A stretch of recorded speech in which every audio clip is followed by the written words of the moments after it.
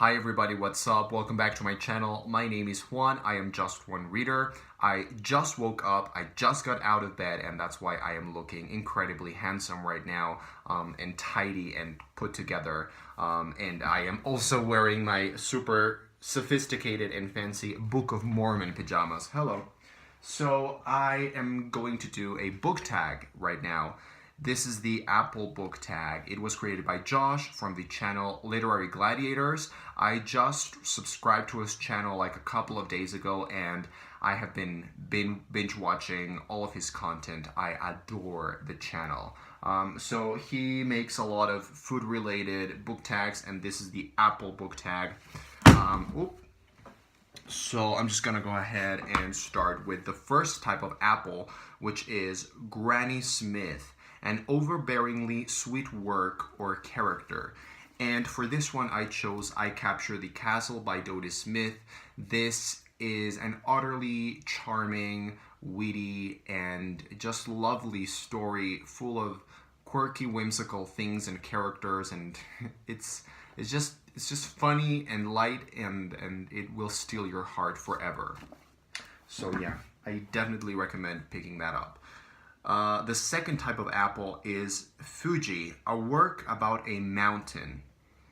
I could not think of a really smart, clever answer for this, so I just went with the simplest thing I could think of, which is The Lord of the Rings, The Return of the King, because if I remember correctly, this is the one in which there is, the big mountain, the Mount of Destiny or something, with fire and lava, and if I remember correctly, that's where they have to go to drop the ring and destroy it or something.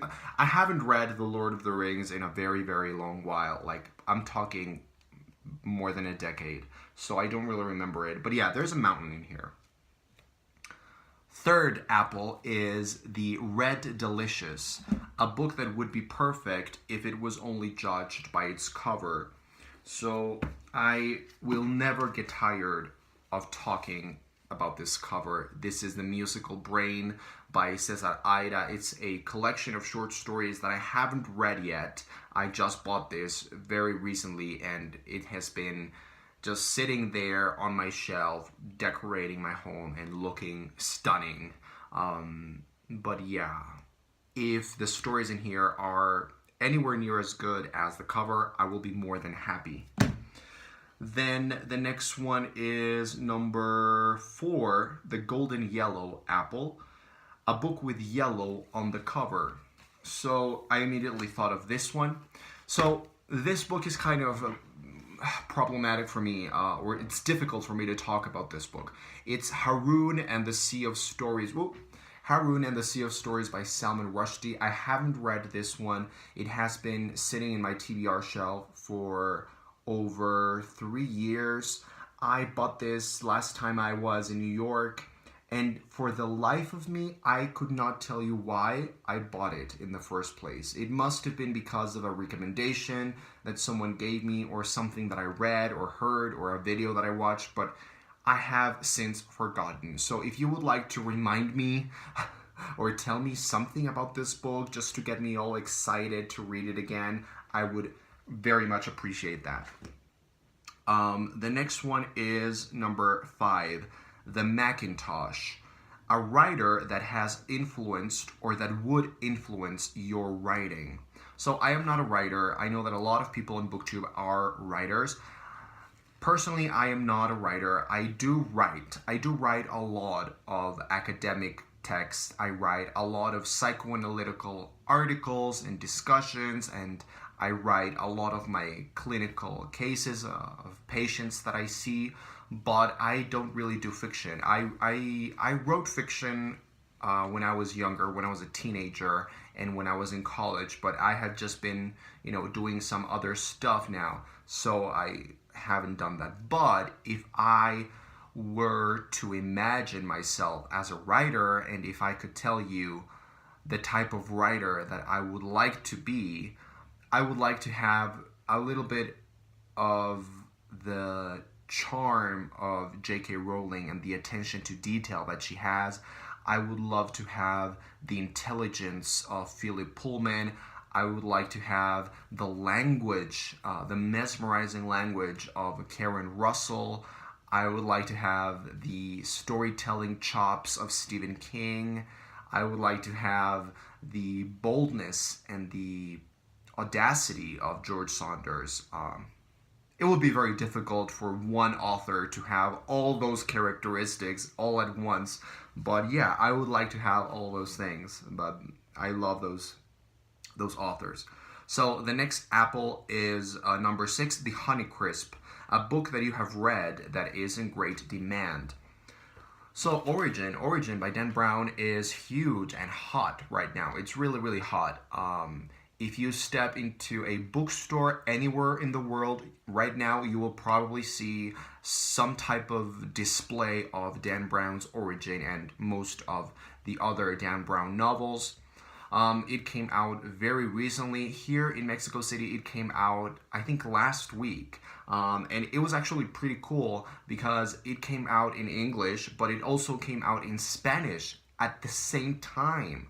So they did some kind of like instantaneous, simultaneous translation, I guess. I don't know how they do that, but they did. So this book is incredibly hot right now. I have read it. I have posted a review on my channel. I liked it, but it's not the best ever.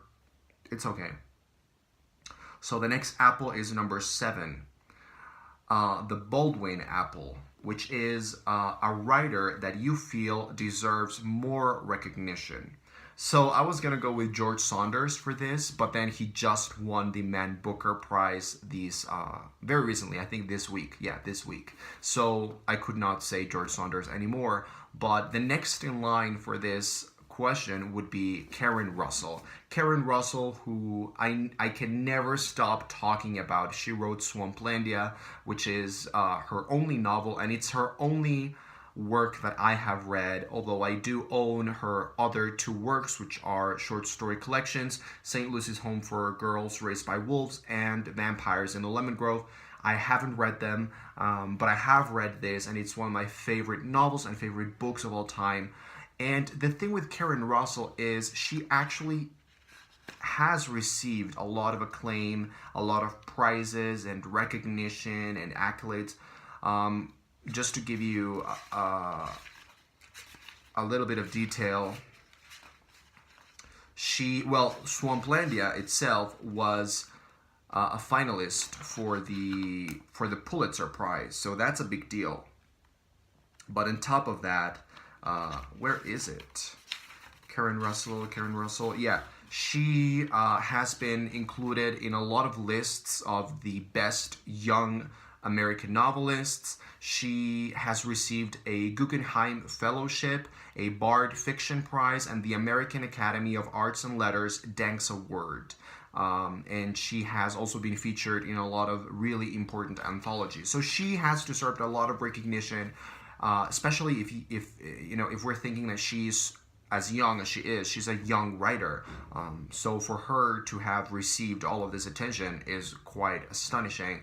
But the thing is, I love her so much that I personally believe that she should be the queen of everybody and everyone, that she should just be like the president or something. I don't know why I'm talking like this. Maybe it's because I just woke up, so I'm still kind of zombie and stupid. The next question is number 8. The Empire apple. So Empire, a work about or set in New York City. There are no words. I don't need any words to express the love, the enjoyment, the sheer amazing joy that I get from just thinking about this book. Apple of My Eye by Helen Hanff. This is just, yeah.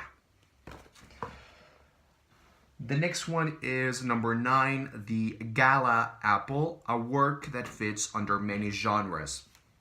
Okay, so this is interesting. This is a really good question. I chose 3 books that I read last year, and they were all featured in my favorites of the year, in my top 10 of the year. And I think what made them all great, even though they are very different from each other, what made them really great and really impactful and just different and special and unique is the fact that they all have like not just one genre that defines them, but they have this kind of weird mix and kind of they just take the genres and mix them up and they create something new and something really special. So one of them is A Guide to Being Born. This is a collection of short stories by Ramona Ossibel. I loved this.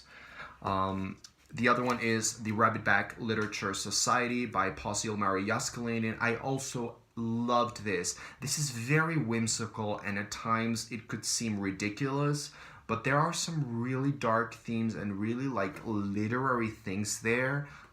It's a weird, dark, funny novel. I loved it. I absolutely loved it. And the other one is perhaps the most acclaimed and the most popular one of the three, Station 11 by Emily St. John Mandel. This book is big for a reason. It is amazing. So yeah, those three books are definitely genre bending. Number 10, Ambrosia Apple, a long work that was easy to follow. This is another book that I always mention in book tags, so I will be brief. The Goldfinch by Donna Tartt is really long, but I was able to read it within a week, which is, it's nothing for me. I'm a very slow reader, so the fact that I was able to finish this chunker of a book in a week tells you just how engrossing and compelling I found it. Number 11, Jazz, the Jazz Apple. I like the sound of a jazz apple. I would just like to hold the apple and start singing like, City of Stars, are you shining just for me? That's really funny. So the Jazz Apple, a work written, am I stupid right now? A work written in or after 2010 that demonstrates freshness and originality.